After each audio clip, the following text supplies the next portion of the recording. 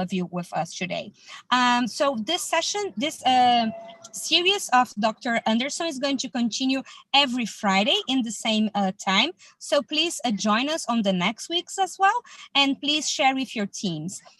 All of these sessions are on the YouTube channel, so you can watch again and you can share with your colleagues as well. And on the 21st, we are going to have a very interesting meeting. It's going to be the first one about fetal cardiology. So please join us that. And now, just before we start, I just want all of you to say happy birthday to Sasha. His birthday was yesterday, so may God bless you and give you a long life so you can continue to do the great work that you do in Congenital Heart Academy and in your life. God bless you and really happy birthday. You are a blessing in our lives. So now, Dr. Anderson, with you.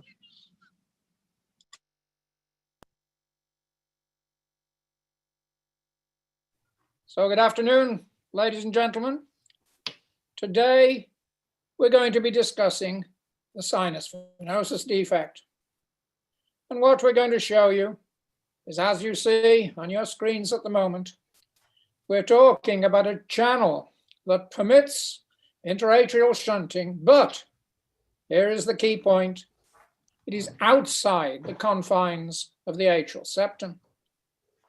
Now today I'm joined together again by Saurabh Gupta, and I've seen Saurabh's presentation, and he's going to take you through the history of this condition, and then he is going to emphasize the clinical significance of its diagnosis. And I can tell you, I've learned several things already by looking at Saurabh's presentation.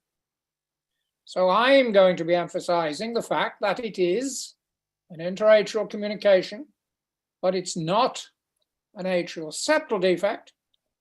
So my role today is to discuss with you how this can occur on the basis of the underlying anatomy.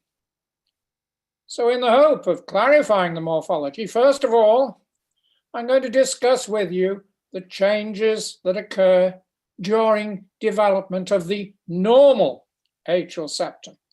Because as you will see during Saurabh's presentation, an understanding of normal development is now key to appreciating this entity that we call the sinus venosus defect. And what I'm then going to show you is how, based on this knowledge, we can explain the defect on the basis that one or more of the pulmonary veins achieves an anomalous communication to one of the systemic venous channels, usually the superior cable vein, whilst retaining its connection to the left atrium. And it is that point of the retention of the left atrial connection that, to me, is key to the understanding. But as Saurabh will explain, this can give difficulties to those who are diagnosing the entity clinically. So hopefully I can clarify what I mean by this retention of left atrial connection. So I'm going to show you how the atrial septum develops based, again, on the information I've gained by having access to these wonderful interactive PD files. And as you see again, they've been developed by my colleagues in the University of Maastricht, Professor Wout Lammers and Dr. Jill Hicks-Bors. Now I'm starting here at an early stage. This is Carnegie stage 12. We've discussed this previously. This is just after the end of the 4th week of development. So we're beginning the 5th week of development. I'm showing you a reconstruction of the cavities of the heart at this time as viewed from the front.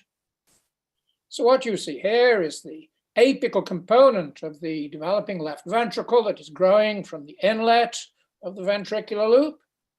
To your left hand, you see the apical component of the developing right ventricle, which is growing from the outlet component of the ventricular loop.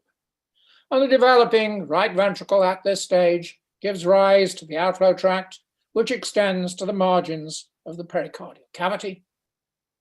But today we are concerned at what is going on in the inlets of the developing heart. So behind the ventricular loop, you can see the developing atrium, and giving the inlet to the developing atrium are the systemic venous tributaries, which at this stage are bilateral.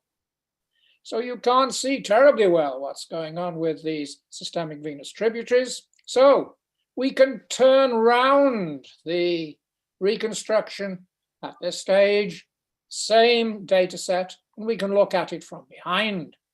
So now the left side is to your left hand, the right side is to your right hand. And there you see the back of the developing atrium. And the key point for today's discussion is the fact that the developing atrium has retained its connection to the pharyngeal mesenchyme. But it does this over a relatively small area, and we call that small area the dorsal mesocardium. Inferior to the dorsal mesocardium, we have the sinus horns, and they at this stage connect to the developing atrium in bilateral fashion. So on each side, opening into the sinus horns, we have the systemic venous tributaries. One of those in the dark blue that you see is coming back from the embryo itself. We call these the cardinal veins. And then also on each side, we have the umbilical veins and the vitelline veins. And they come together in symmetrical fashion and enter into the sinus horns. Now, the key stage of development is the transfer of this systemic venous return so that it no longer gains access into the left side of the developing atrium. So here we've gone one stage further, Carnegie stage 13, 2 days have passed. We're getting towards the middle of the 5th week of development. And this key point is that now, due to this shift, the systemic venous sinus is opening only to the right atrium. And it is this process that sets the scene for subsequent septation. So now the systemic venous sinus is developing to what is entering into what we can now call the developing right atrium. The left half, which will become the morphologically left atrium, has lost its connection with the systemic venous tributaries. So the left sinus horn has been incorporated into the developing left atrioventricular junction. There's another key stage that is development, and that is that the pharyngeal mesenchyme has grown into the rightward margin of the dorsal mesocardium. And we call this the vestibular spine. And I'll show you that again in this picture. I've taken you forward a couple of stages. We're now at Carnegie stage 15, and I'm showing it to you from the front. And you'll appreciate now that I am not showing you a reconstruction. I'm showing you a histologic section through the developing embryo at this stage. And as I say, we're looking at it from the front. So now to your left hand, you see the developing right atrium. And that is the component that was from the original atrial part of the heart tube. And opening into that now is the systemic venous sinus. And the boundary between the systemic venous sinus, the developing right atrium, is guarded by what we can now recognize as the venous valves. And it is these venous valves that permit us now to distinguish what is atrium, what is systemic venous sinus. So there you see, opening into the inferior part of the systemic venous sinus is the left sinus horn. And you can see also that it is now occupying the left atrioventricular groove, because there, superior to it, is the developing left atrium. Another important point at this stage, the left sinus horn from the outset has its own walls that are discrete from the walls of the developing left atrium. Growing down from the roof of the atrial chamber now is the primary atrial septum. And because the systemic venous sinus has shifted to the right, the primary atrial septum is now able to grow between the systemic venous sinus and the developing pulmonary vein. And the pulmonary vein is being committed to the left side of the developing atrium by this mesenchyme that is growing in from through the right margin of the dorsal mesocardium. And this is what we call the vestibular spine.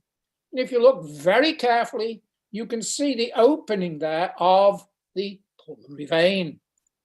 Now I can show you that again in an episcopic picture. So this is one of the episcopic data sets. I've taken you back one stage. This is Carnegie stage 14, a little earlier than the stage at which I obtained that section I showed you just a moment ago, but it's the same orientation. I've made this cut through the episcopic data set through the back of the developing atrial chamber. So there you see the orifice of the left sinus horn. It is opening inferiorly into the systemic venous sinus. Cranially, you see the opening of the right sinus horn. And what you see there is the vestibular spine. To the other side, you see the other side of the dorsal mesocardium, an opening between the two, we have the pulmonary vein. Now, the key point at this stage is that the pulmonary vein is a solitary channel. It's entering into the left atrium, deflected into there by the growth of the vestibular spine. But if we go back one stage further, Carnegie stage 13, 32 days of development, you'll recall this is where we started. We can see the location of the blind ending pulmonary vein. So that is the developing left atrium. You will appreciate we're now seeing the developing heart in its long axis. This is the equivalent of a parasternal long axis echo section. So there is the developing left ventricle. The left sinus horn, as I've emphasized, has its own walls, but now you can see the opening of the pulmonary vein in the dorsal mesocardium. And you see now it's directly adjacent to the developing lung bud. And the pulmonary vein will link up with the pulmonary venous channels developing within the lung bud. But I emphasize again, it is a solitary channel. And at this stage, it has no relationship with the systemic venous sinus, which is shifting to the right side. So that permits the primary atrial septum to grow between the systemic venous sinus and the pulmonary vein. So now I've taken you forward again. We're looking here at Carnegie stage 16. This is 38 days of development. So now we're into the 6th week of development. And we're now looking at the heart again in a frontal section. So the right side is seen to your left hand, the left side to your right hand. So there you see the developing right atrium, and I hope now you can recognize the venous valves. And you can see there the primary atrial septum, which is now growing down from the roof of the primary atrial component of the heart tube. And it's separating the cavity, right atrium, from the cavity of the left atrium. And on its leading edge, it carries a mesenchymal cap. And the mesenchymal cap is going to fuse with the superior atrioventricular cushion. Superior atrioventricular cushion will fuse with the inferior atrioventricular cushion, and with fusion between the mesenchymal cap and superior atrioventricular cushion, we will close the primary foramen and we will complete atrial septation. More inferiorly, this process is itself completed by fusion of the vestibular spine with the mesenchymal cap and the inferior atrioventricular cushion. And that is, again, a key point, because here we've moved forward now to Carnegie stage 21. We're now at 52 days of development. So now we're into the 8th week of development. And now we see the developing right atrium. You recognize this from your experience with 4-chamber echocardiograms. Again, we see the venous valves. And now we see that the primary atrial septum is forming the flap valve of the oval fossa. Now, this is the key point, because the mesenchymal cap and the vestibular spine have now muscularized, and they are forming the antero-inferior buttress of the atrial septum. And that is the true atrial septum. You see that the pulmonary vein has now migrated so as to open into the roof of the atrium, and it is this migration of the pulmonary vein from a solitary channel initially close to the atrioventricular junction to reach the roof of the developing left atrium that gives us now the superior interatrial fold. And this is what used to be called the septum secundum. But in fact, it isn't a septum at all. It is a superior fold. And the recognition of that is key to the understanding of the sinus venosus defect. So let's move on and let's look at the definitive arrangement, the atrial septum, which hopefully you can now understand on the basis of what I've just told you regarding development. This is a 4-chamber cut through an adult heart. There you see to your left hand, right atrium. To your right hand, you see left atrium. And there, forming the floor of the oval fossa, is the primary atrial septum, which we can now recognize as the flap valve. There, to your right hand, you see the antero-inferior buttress of the atrial septum. It's directly adjacent to the aortic root. As I've just shown you, that is formed by muscularization of the mesenchymal cap and the vestibular spine. But now, forming the superior rim of the oval fossa, we see the superior interatrial fold. And coming in on one side of the superior fold, we have the superior cable vein.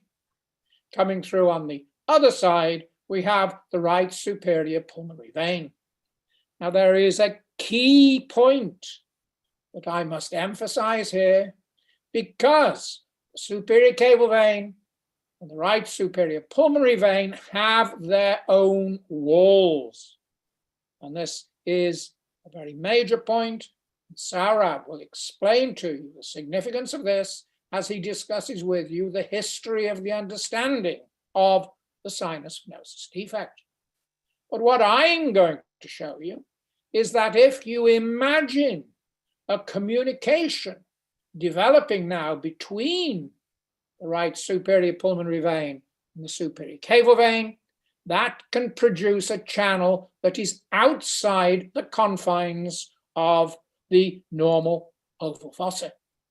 But in so doing, the right superior cable vein will retain its original connection to the roof of the left atrium. And that is what I mean by the retention of a left atrial connection. So what I'm going to show you now, based on that knowledge of normal development, is that the essence of the sinus venosus defect is that anomalous connection. It can involve one or more of the pulmonary veins, but the veins involved will retain their left atrial connection. Now, you all know that on occasion, the right upper pulmonary vein or right upper pulmonary veins can drain anomalously to the superior cable vein without retaining their left atrial connection. And that is what you see here.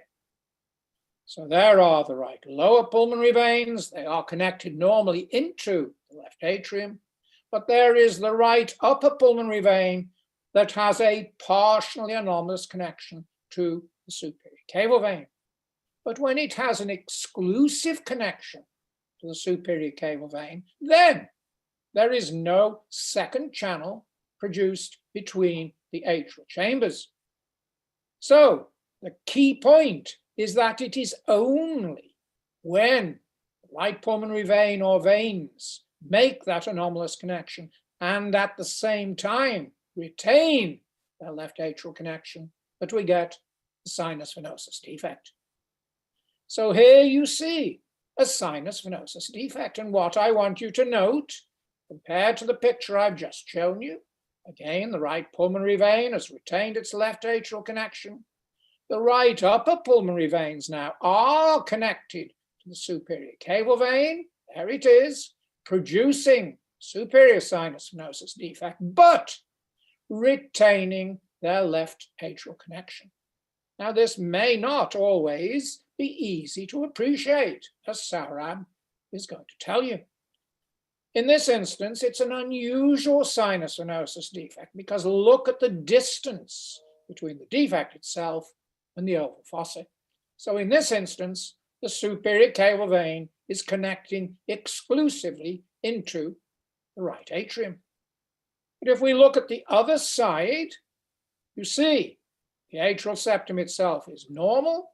There is the probe that is through the defect. And as I show it to you from the left side, you can see that that anomalous right upper pulmonary vein has retained its connection to the left atrium, and that is forming the roof of the sinus venosus defect. So let me draw you diagrams to show what's happening. This is the normal arrangement. The flap valve is forming the floor of the oval fossa. The muscularized spine and inferior buttress, and that is the true second septum. The so-called second septum is in fact the superior intraatrial fold. It is not a septal structure. But when we have that anomalous connection of a pulmonary vein with normal arrangement of the atrial septum, there is the anomalous vein, you see that one wall is attached to the superior cable vein, the other wall has retained its connection to the roof of the left atrium, and it has produced a veno-venous conduit. And it is that veno-venous conduit that we call the sinus venosus defect. And in many instances, the orifice of the superior cable vein overrides the superior rim of the oval fossa, which has now been turned into a tube that contains within it extra cavitary tissues. So the uniform feature is that anomalous connection of the pulmonary vein that retains its left atrial connection. What Saurabh is going to emphasize is the variables, and these include the extent of overriding of the mouth of the systemic venous sinus relative to the rim of the oval fossa. So this is the more typical sinus venosus defect. Now you're looking at it from the right side and above, and there you see the superior cable vein. Coming into the back, you see anomalous pulmonary veins, and again, they've retained their left atrial connection. But that is the override of the superior rim of the oval fossa. And within the superior rim, we've placed this probe. And it is the very fact that it is now a tube containing extra cavitary tissue that permits us to place this probe from front to back without you seeing the probe. So when I show you this heart from the left side, there is the defect. The probe is in the anomalous pulmonary veins, and the roof of the defect is the left atrial connection of those veins. The oval fossa is intact. There is the probe. You can't see it because it's passing through that extra cavitary tissue that has been incorporated within the superior rim of the oval fossa. So Saurabh is also going to emphasize this point. When the override is minimal or absent, the superior cable vein can retain its connection to the right atrium, but still the roof is formed by the left atrial connection of the anomalously connecting pulmonary vein or veins. When extreme, the superior cable vein can connect exclusively to the morphologically left atrium, but that is rare. So, a significant point, the site of the pulmonary venous connection. When it's to the superior cable vein, it produces the superior defect. If it's to the inferior cable vein, it produces the inferior defect. And we can also have intermediate forms. And as also Saurabh will mention, this sets the scene for totally anomalous systemic venous connection. And we're going to be discussing that with you in a future session. So what I've tried to emphasize is, to me as an anatomist, key feature is an anomalous connection of a pulmonary vein, or perhaps pulmonary veins, but those anomalously connected vein or veins have retained its or their left atrial connection. And now Saurabh is going to take you through our understanding of the condition, show how it has evolved with the passage of time. Then he's going to discuss with you the clinical significance of its diagnosis. Now, when you want. Okay. So hello, everyone, and welcome to the session on sinus venosus defect. Professor Anderson has already summarized what we understand by the defect and the morphological characteristics. My job is a bit easy as well as difficult when I'm following Professor Anderson, but I'll give my perspective about this interesting cardiac malformation. Now, what we all know is that sinus venosus defect is a type of interatrial communication which lies outside the oval fossa, and it accounts for approximately 10% of all interatrial communications. And there are different types, as has been highlighted. It can be of superior type when it is close to superior caval vein, which is the most well-studied type, inferior type, or sometimes it may be middle sinus venosus defect. Other malformations which have been associated and are possibly closely related to sinus venosus defects are superior caval vein to left atrium, biatrial connection of the superior caval vein, or totally anomalous systemic venous connection, which we'll be discussing in later sessions. Now, coming to the history of this lesion, the lesion was first described by Peacock in 1858. And as you can see over here, the point which has been highlighted just now to you was described by Peacock in 1858 when he said that the defect lies above the fossa ovalis. Later on, in 1955, Lewis described the three characteristics of the defect. And this defect at that time used to be called as high defect. And if you look at this classification which they provided, type 2 and 3 included both these high defects. And they mentioned that the defect lies above the fossa ovalis and it is separate from the oval fossa. It lacks a complete margin. There is no margin superiorly, and there is an incomplete margin posteriorly. They also highlighted that this is regularly associated with anomalous drainage of superior pulmonary vein on the right side, and there can be associated anomalous connection of middle and inferior pulmonary veins on the right side. Now, many others witnessed these defects on surgical table, autopsy rooms, and other places, and various names were given like high defect, superior caval defect. The name sinus venosus first came from Ross in 1956 when they mentioned it as sinus venosus atrial septal defect. Now, this was the paper which linked pulmonary venous connection anomaly to superior caval defect or sinus venosus defects. And they highlighted in 1957 that these patients will have higher entry into the right-sided pulmonary veins. And they also highlighted that anomalous drainage of small or moderate magnitude was demonstrated even from the left side, but the greater degree of anomalous drainage was from the right lung. They also tried to highlight the difference between the connection and the drainage, but unfortunately, they did not provide any methods to differentiate the two. And as a result, with time, the distinction between connection and the drainage of pulmonary veins became fuzzy.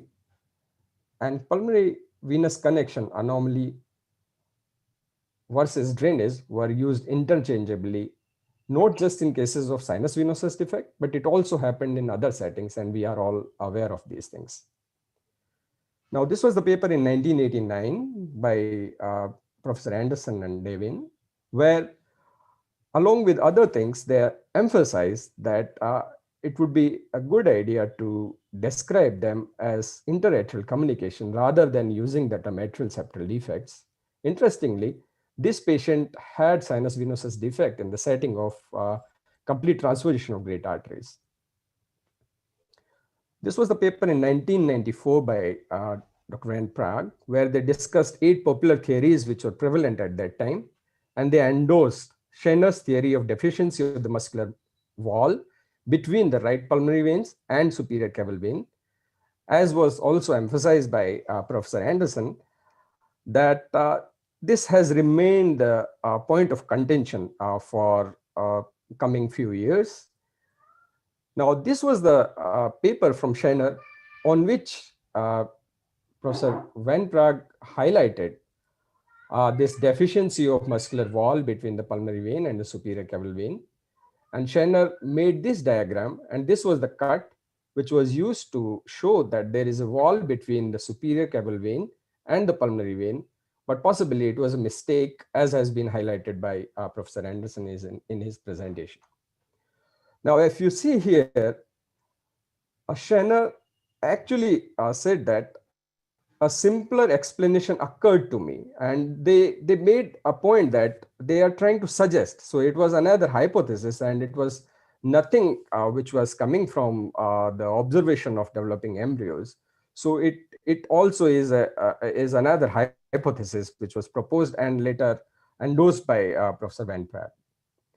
Now it was followed by arguments and counter arguments in ensuing years, and as a result, what happened was all these entities were in a way thrown in the dustbin, and we came to know what we now know as superior sinus venosus defect. Now, this defect was now known to have extraseptal location. Sinus venosus defect term gained popularity, and people became more and more aware about why it should not be called as ASD, and instead it should be labeled as interatrial communication.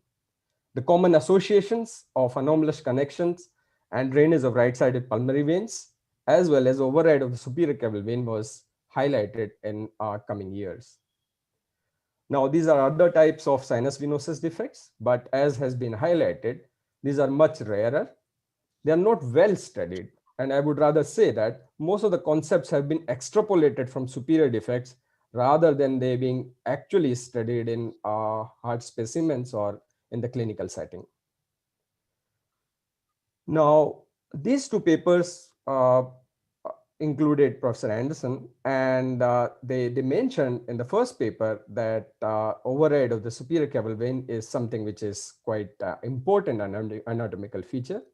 And in 1997 onwards, as has been highlighted in the presentation earlier, the retention of connection of these anomalously draining pulmonary veins to LA was emphasized. And this became a knowledge that a superior caval defect or sinus venosus defect is the one which lies outside the confines of oval fossa, has some or variable degree of superior caval vein override, and they also have anomalous connection of right-sided pulmonary veins, but with retention of connection to the left atrium. Now, how we clinicians approach this superior sinus venosus defect is that these defects are sometimes difficult to visualize. Transthoracic echo, transesophageal echo is good for diagnosis, but these imaging modalities does not provide full details, especially in terms of the extent of anomalous connection of pulmonary veins. The defect has no upper margin, that is what we understand.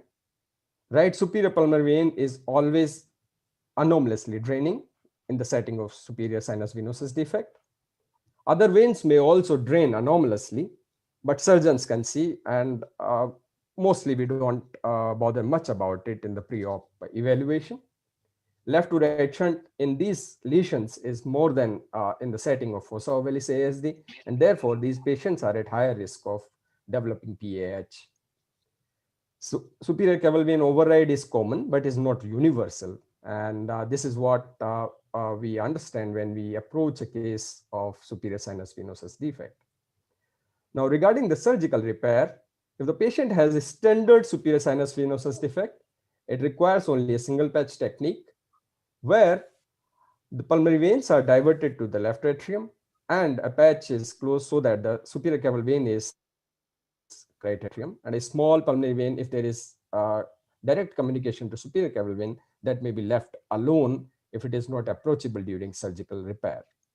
Now, if these patients have high connection of pulmonary veins, then modifications are required, something like Wadden's technique, where the superior caval vein is disconnected and attached to the right atrial appendage, while the lower part is used as a conduit for the pulmonary veins to commit it to the left atrium, and the defect itself is closed by a patch. The other technique which is used in such cases is double patch technique, whereby a double the anterior part forms the conduit for superior caval vein to right atrium, and the posterior one forms for the pulmonary veins to the left atrium. Moving ahead, there were some reports in early 2014 and 13 where they said that it may be possible to close the superior sinus venosus defects using a covered stent. While there may be a confusion who did it first, according to this paper, this was the first publication, but in the paper which was published in 2019, it was Abdullah who mentioned that they presented this technique first in 2013.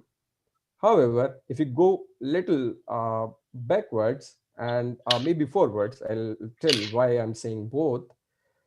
So in this presentation, in this case report, there was a communication between superior caval vein and right upper pulmonary vein. And this is possibly what Professor Anderson was mentioning, veno-venous bridge, with no communication at the level of right atrium, while the full communication was within the superior caval vein. And this defect was closed by putting a covered stent here.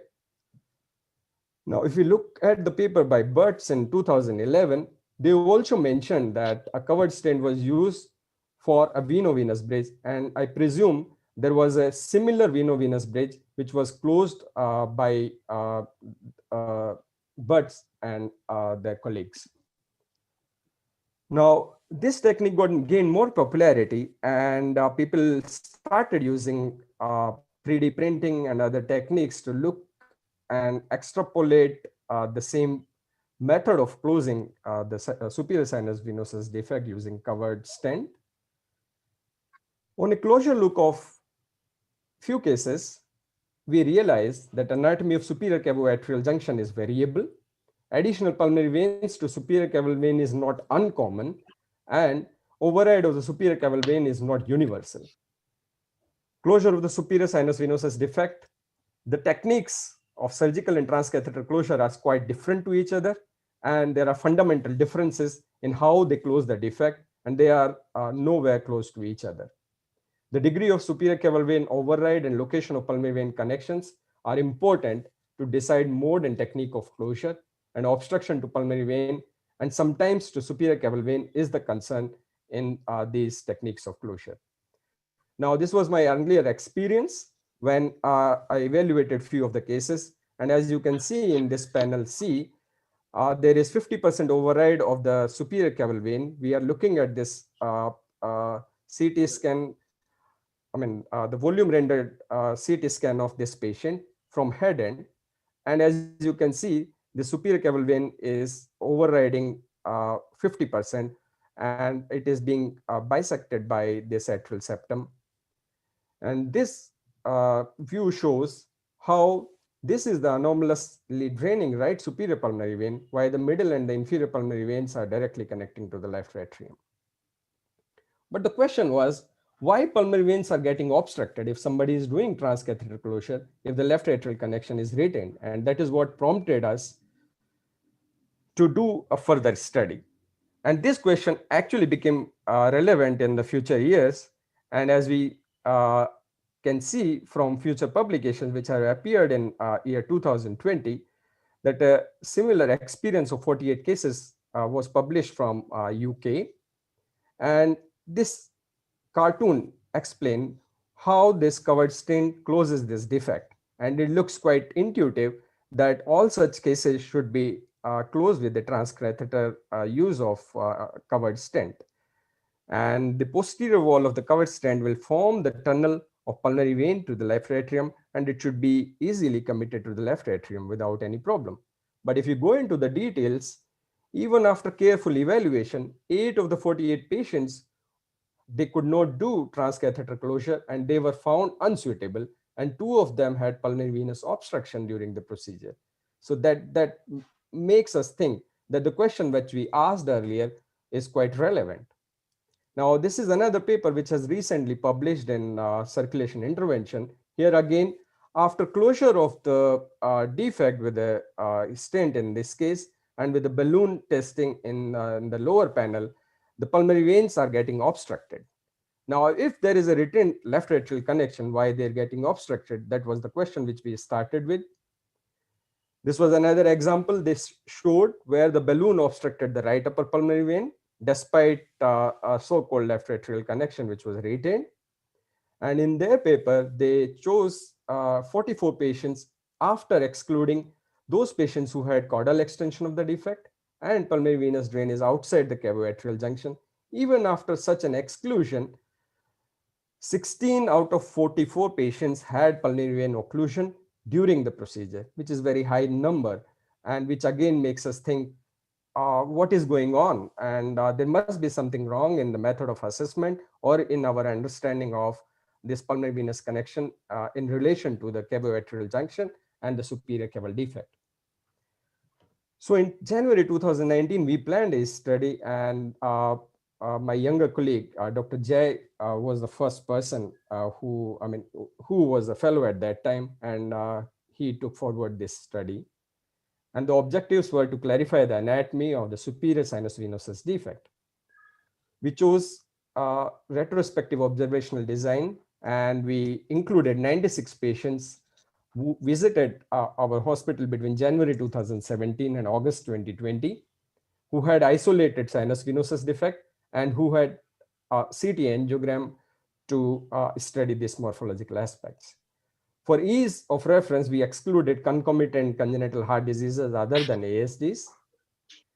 And these all CTs were done on 256 or 384 slice dual source CT scanners. And we used the standard methods of CT analysis. We also included something like virtual dissection, a form of modified VRT on Macintosh workstation. Now, coming to the anatomical assessment, we realized the difficulties in assessing the sinus venosus defect. So we defined our views. So first we decided the superior inferior dimension in the sagittal view. And we said that if a defect is having significant extension, more than 25 millimeter from the superior cavoatrial junction, we will label this as significant caudal extension because it has significant therapeutic implication in terms of transcatheter closure. Now, this was modified axial view, which was used to measure the transverse view, transverse dimension. And this is the 3D rendered view where it clarifies how these measurements were made. And this volume rendering is also obtained from CT data set of the same patient. Now, coming to the superior caval vein override, there was great difficulty as to how to count or measure the level of override or the degree of override. So we decided that we will extend this atrial septum superiorly, and then we make a measurement of X, which is behind this line, divided by Y, which is the diameter of the superior caval vein at the level of superior cavoatrial junction. And this is how we could see different patterns, whether the patient is having more than 50% override or no override in some cases.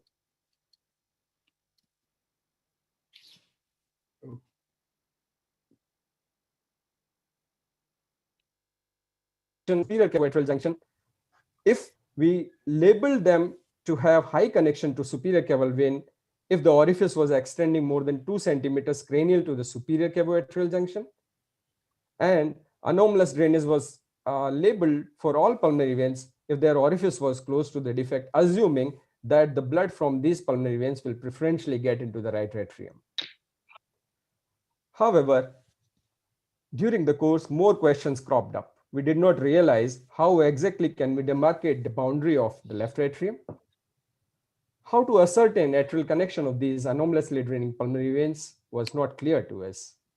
More we thought about it, more it appeared like a tetralogy of Fallot situation, where it is actually not like a defect, it is rather a cone of space, which has one left atrial side and one right atrial side.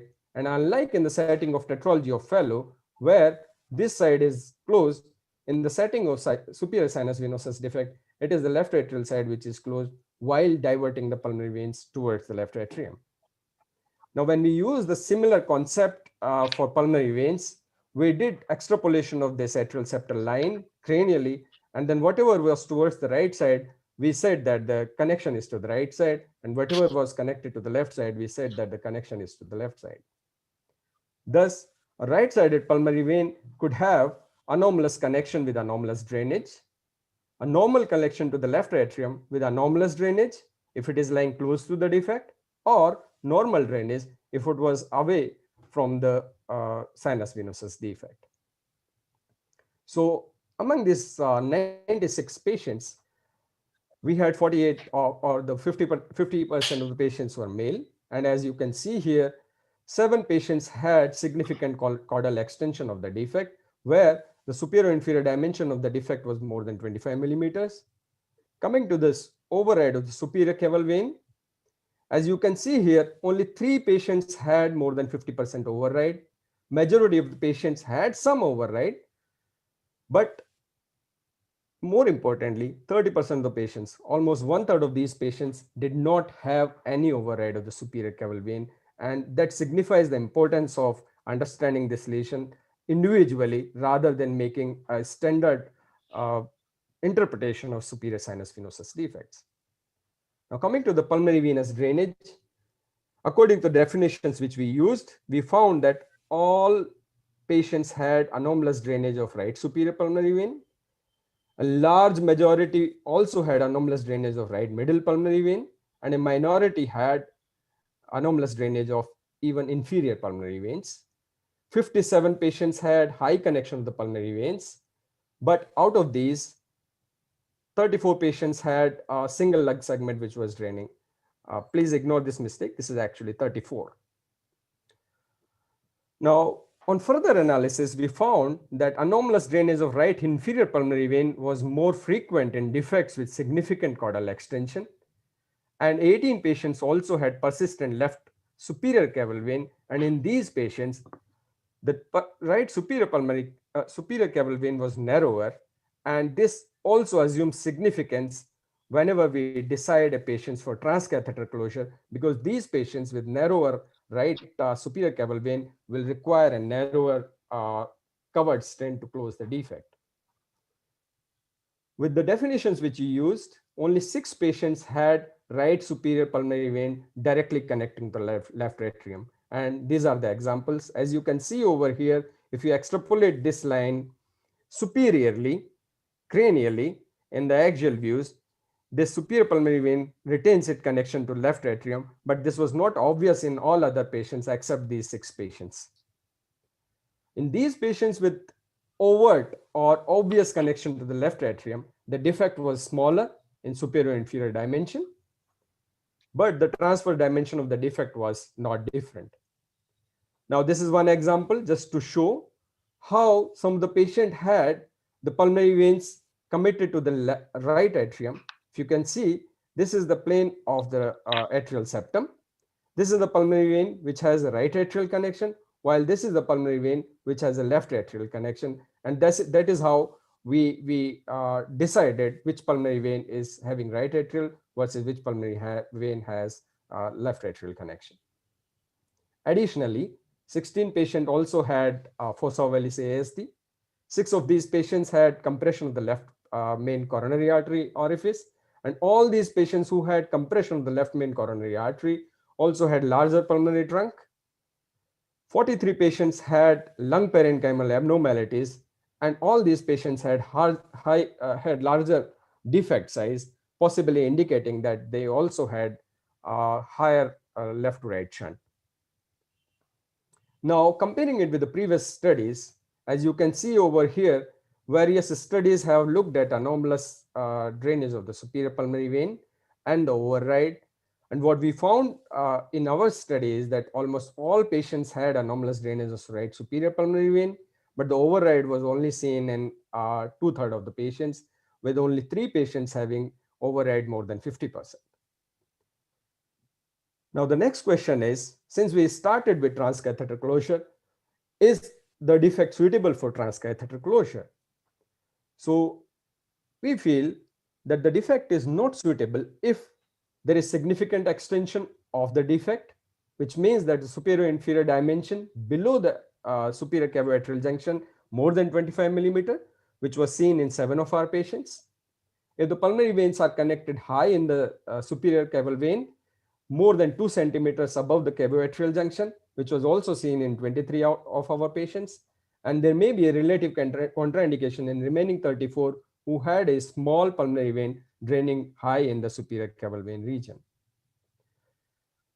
The defect is more likely to be suitable for transcatheter closure if the right superior pulmonary vein has an obvious direct connection to the left atrium, if they also have smaller superior inferior dimension of the defect, which possibly relates with this direct connection to the left atrium itself, as I have shown in my earlier slides.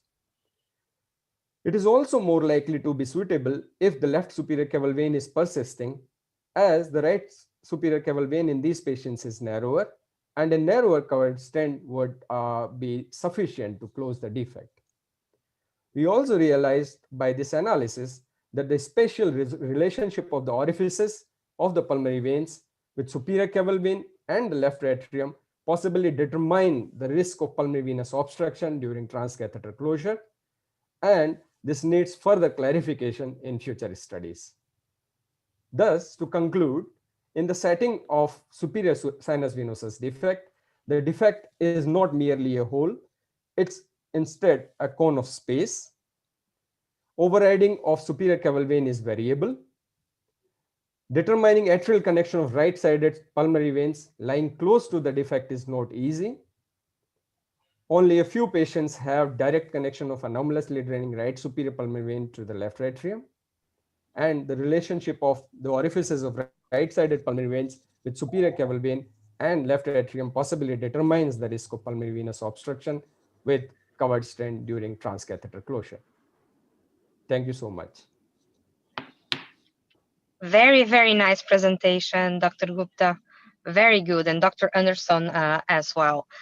Just to let you know, one of our attendees just gave us one suggestion to make a session about device closure, transcatheter closure of this defect. So I think it's something that is interesting.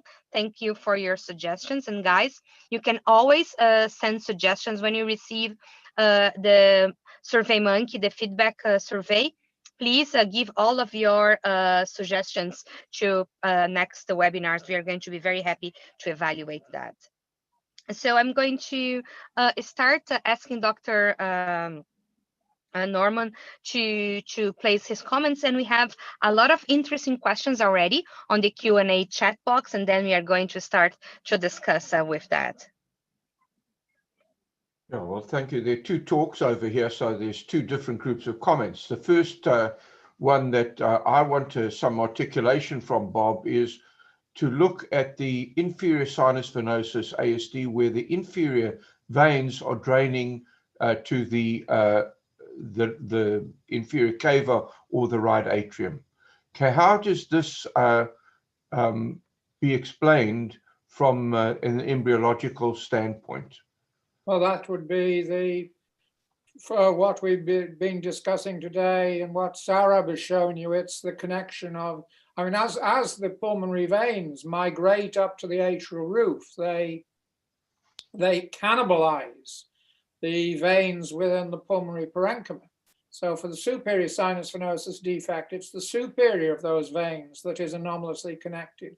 We presume that for the inferior sinus venosus defect, it is the inferior pulmonary vein. But as Saurabh has also commented, it's very rare to get morphologic examples of the inferior sinus venosus defect. So in a way, we are making these presumptions on the basis of what we know about the superior sinus venosus defect. But that is my presumption, and it's my belief that if it's the middle right pulmonary vein, that as it's being cannibalized, obtains its connection with the systemic venous sinus, then that's going to give the middle sinus venosus defect, and there the hole is between the orifices of the superior and the inferior caval vein. It is based on the knowledge with superior sinus venosus defect, but that's fit with the lesions I've seen thus far. I think, as Saurabh says, we need more information, and when we get more evidence from seeing the computed tomograms, I think we'll be able to do the same sort of thing. But you're well aware that the inferior and the middle defects are much rarer than the superior sinus venosus defect. Absolutely.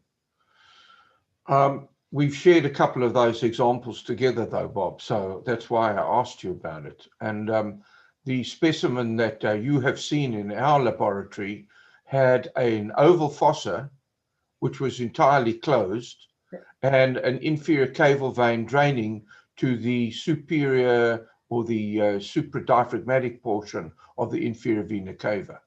So, I mean, I think those defects unfortunately do exist. Oh, indeed. No doubt about that. Sure.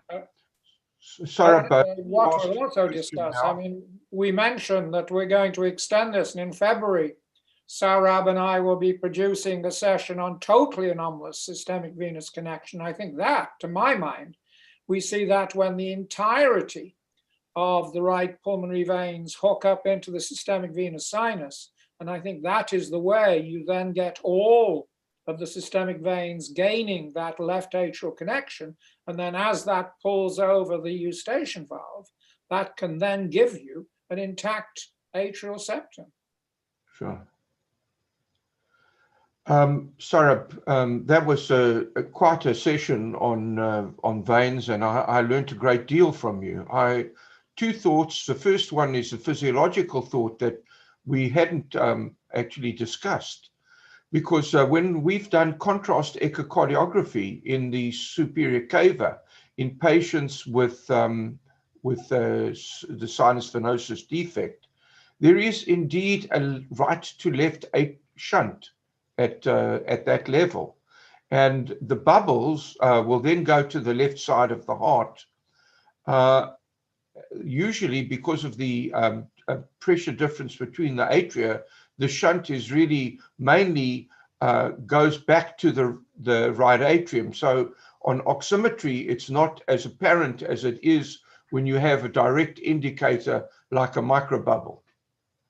So I think that's an important point and relates certainly to the fact that in a way, as you highlighted so clearly, the septum looks very much like the aorta overriding the ventricular septum in tetralogy of Fallot.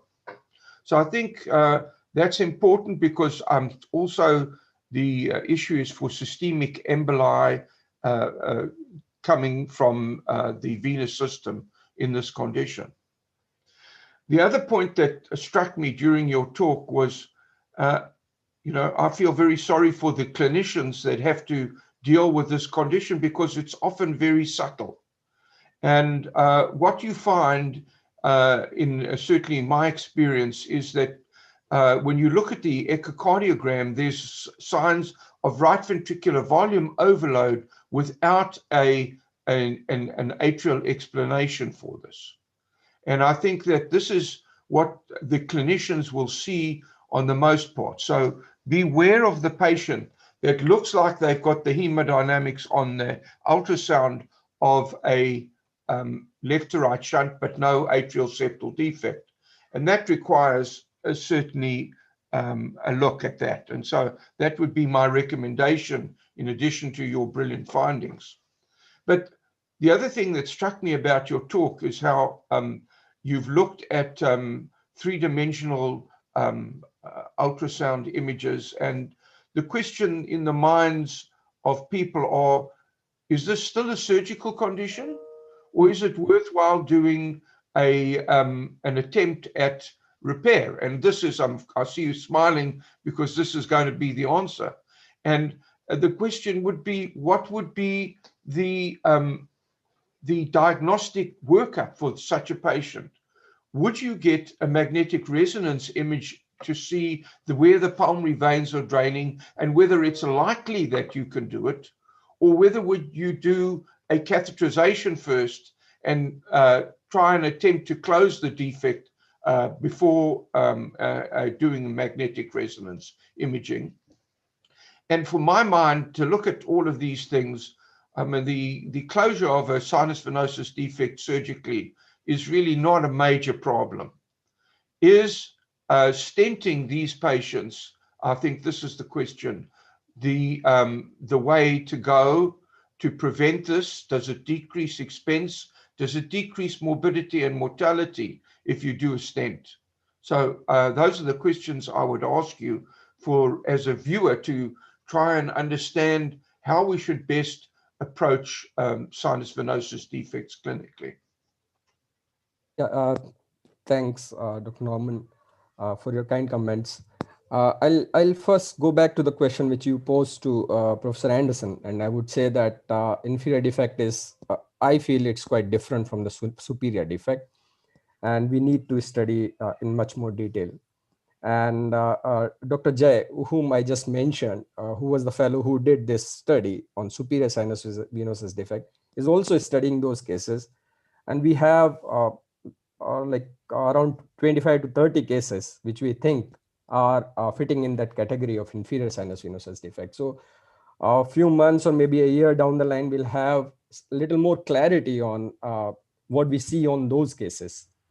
Now, coming to the flow patterns from SVC. Now, this phenomenon was observed even in 1957. In that paper, they mentioned clearly that the flow from SVC, I mean, when they do contrast injection, indicator dilution test from superior caval vein, it was going more towards left atrium compared to when it was done in the inferior caval vein.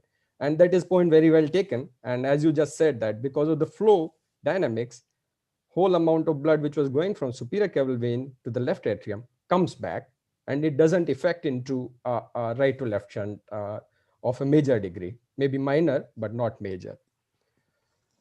Regarding that finding where you said that if you are not finding atrial septal defect, I would suggest to the audience that they should go to the subcostal views, because that is the view where they can pick the sinus venosus defects. And if they try and do only transthoracic views, it's quite difficult sometimes to identify. So if you find a patient who has right ventricular dilatation unexplained, where you're not finding fossa ovalis defect, then go to subcostal views, try to make a view in which you are opening the superior caval vein and the inferior caval vein, and try to see if there's something missing close to the caval veins. And if there is something, then start thinking that you may be seeing a case of sinus venosus defects. Now, coming to the whatever images I showed were not from echo, they were like CT images. So I think CT has much higher spatial resolution. So if you want to have a detailed morphological analysis, CT angiogram is the modality to go. MR does not have that high spatial resolution.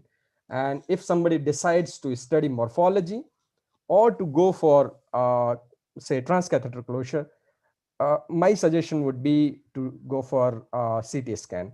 And that has been done by the group from UK. And one group from India, the paper which I published, they showed that they did their analysis based on catheterization, test occlusion with the balloon, and added with it transesophageal echo. Now, regarding whether covered stent should be done, we don't do, we haven't done at our center. But since that is something which is being done, I felt that it is worthwhile that we provide more insights into where it should not be done. So I feel the cases where the pulmonary venous connection to the left atrium is not clear, those are the ones which are likely to have pulmonary venous obstruction. And there we are likely to have not a good result with the interventional closure. The benefits and the downsides of interventional closure may be debated, and I'm not trying to push that modality over surgical therapy anyway. Thank you, Gupta. Very nice comments, and I'm sure everybody's learning a lot from that. Just an interventional cardiology perspective on that. Here in my center, we do. There are a couple of questions on the Q&A chat box that I've already answered, but I think it's good to say that for everybody. So this is an intervention that so far we are doing only for adults, because the cover stents are different from the bare metal stents. When you place a bare metal stent, you have the capacity to redilate these stents while the child is getting older and growing. On the cover stents, as they have this fabric, we are not able to expand too much these stents later on. So far, this is for teenagers, old teenagers, and adults. And the other thing is that we always address this issue of the pulmonary vein. So one step of the technique, we place a balloon, a guide wire, and then a balloon inside the pulmonary vein. And while we are inflating the stent on the superior vena cava, we keep the pulmonary vein balloon inflated. So this stent is not going to block the communication that is leading the flow from the pulmonary vein to go to the left atrium. Of course, we still need more evidence, and we still need more time for follow-up to be sure that this is a very safe technique, because the surgical technique is very safe. But it seems to be something that is going to grow in usage, because seems to be a very good option for that. I have one question from the audience that we can enter these subject, but I think Dr. Norman wants to say something before that. I just wanted to add clinically, I'm not muted. Can you hear me? Yes, we can. I wanted to add that I think that transesophageal echo also, Sarah, is useful, particularly when you come high up and you can see the pulmonary veins and the superior vena cava relationship quite clearly, as well as the aortic override. So I think that's another technique, particularly in adults, where we've got this capacity for three-dimensional reconstruction, etc., is part of the defect. I would just add, my prejudice for the moment is that in my young patients, I still think that there's a place for surgery. And I would certainly put most of my patients along those lines, particularly when they are smaller. So that's all I have to say. Thank you very much for a wonderful session. Thank you, Norman. Thank you very much. We have a lot of nice questions on the Q&A chat box. Guys, if you want to ask something else, please continue to type. So there's one question that is very interesting, is about the conduction system. If there's any anomaly on that, if this matters for the surgical or for the interventional correction of this disease. Well, I can answer to that, because the sinus node is lying in the terminal groove. And the terminal groove is on the lateral side of the superior caval vein as it joins the right atrium. So the presence of the defect is not going to disturb the relationship of the sinus node to the superior caval vein. The only potential caveat about this is that in the old days, if you look at the surgical procedures that were done in the old days, oftentimes surgeons were not entirely aware of the location of the sinus node, so they put their incisions right through the middle of the sinus node. I don't think that happens anymore, and perhaps Sasha, I think, can comment on this. I think nowadays, Sasha, you would know where the sinus node is, would you not? And you would, you'd have no fear of damaging it as you made your incision or as you approached the defect. Yes. I think that, as usual, you are perfectly right. This is something that, for the surgeon, we are not too much scared of the position of the node, because I think that we use in our center generally Bardell technique for this type of lesion. So we never face a problem with the node. But I personally think, and when we record, we start to discuss about this, that this lesion for surgeon is not a vertical lesion. It means the position of the stent, is looking to close the defect, creating a baffle inside the superior vena cava. But this is not the real side, the real position of the lesion, because as I told to Saurabh, the lesion is horizontal. So it comes from the interatrial septum to the pulmonary vein. It doesn't come from the superior vena cava to the right atrium. So I'm sure mostly of the failing of closure of this defect is because most of the superior pulmonary vein are directly connected to the superior vena cava. It doesn't have sometimes real connection with the ASD. So the ASD is far from the position where the superior vena cava, where the superior pulmonary vein are connected. So for me, one of the real limitations of this technique is to learn directly from the cath lab, because you can plan very well both from the echo and from a possible CT scan before you decide, before to go on the cath lab. Because I think when you have the both pulmonary vein directly in the superior vena cava, you will never be able to connect this in a cath lab. This is a surgical point of view.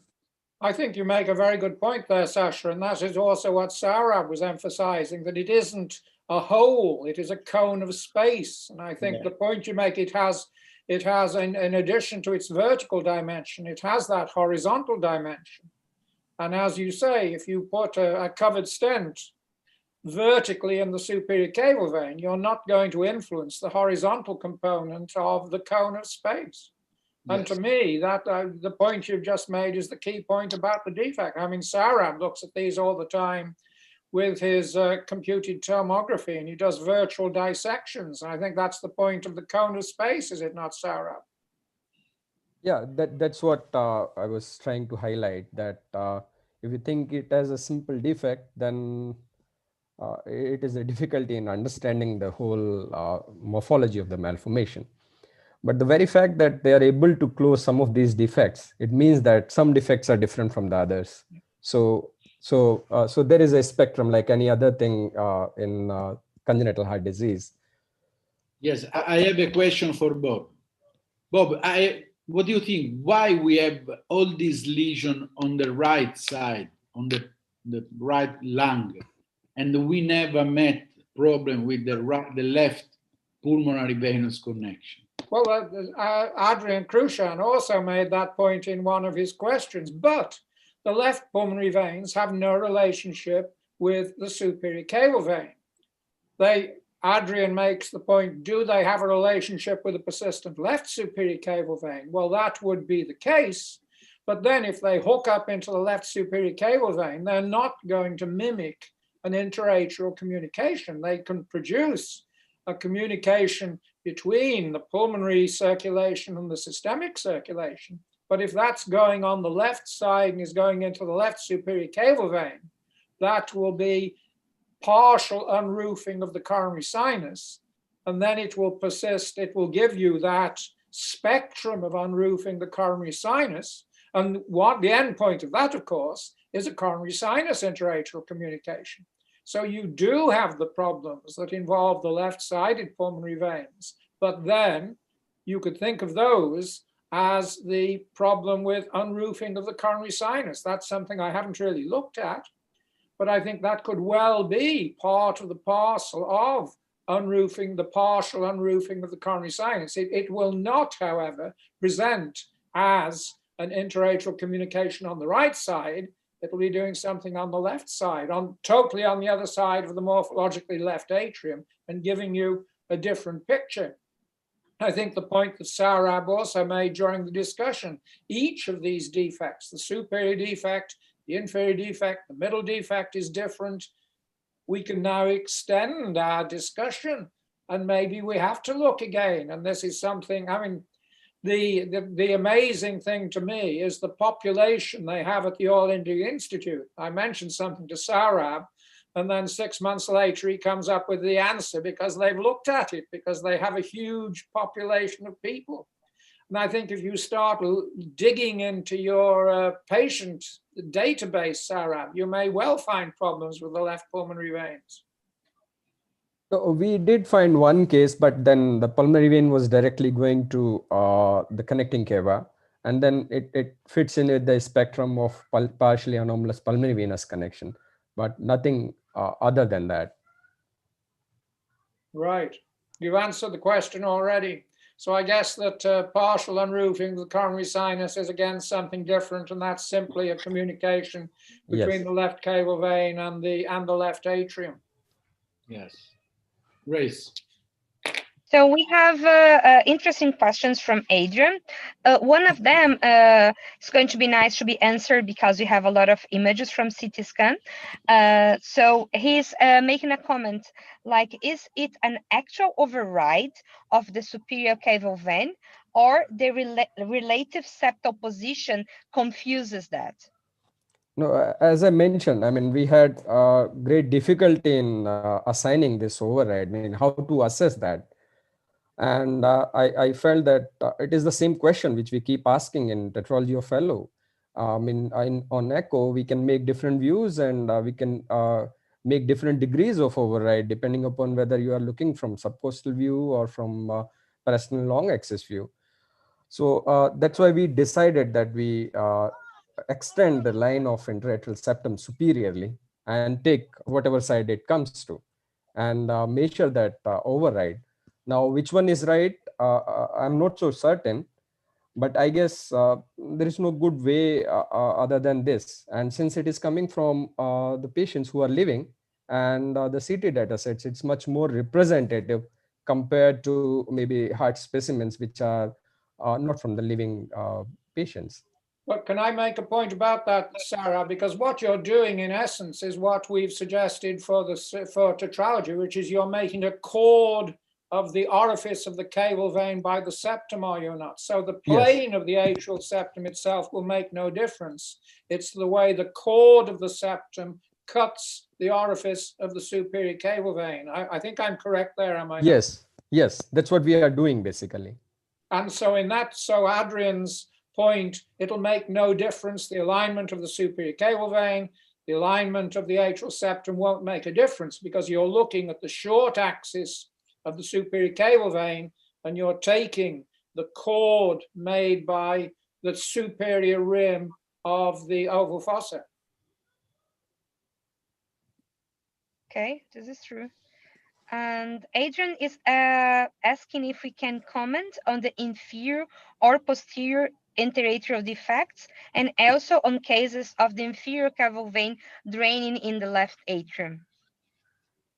Well, that's a very interesting point, because I think you can have, I mean, even we've discussed this on many occasions, that in the best regulated surgical households on occasion, if you have a persistent eustachian valve, it's very easy for the surgeon to go in and to hook the eustachian valve up against the septum and deviate the inferior caval vein into the left atrium.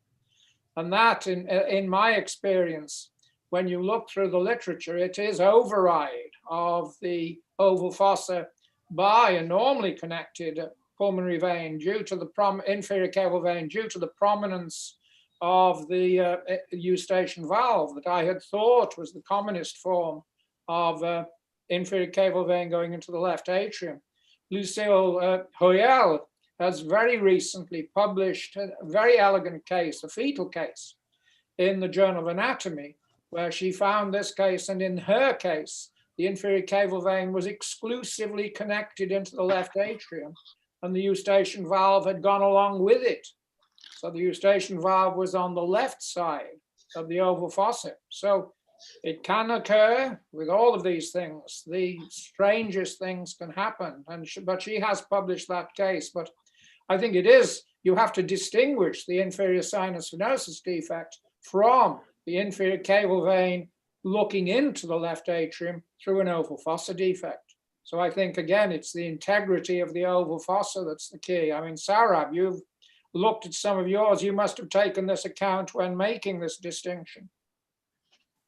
Yeah, I felt that it's quite difficult on the inferior side to make a judgment. It is much more difficult compared to superior, because superiorly the pulmonary veins are very close to the superior boundary of the right atrium and the left atrium. Inferiorly, there is nothing. I mean, it's the inferior caval vein which directly goes into the left atrium.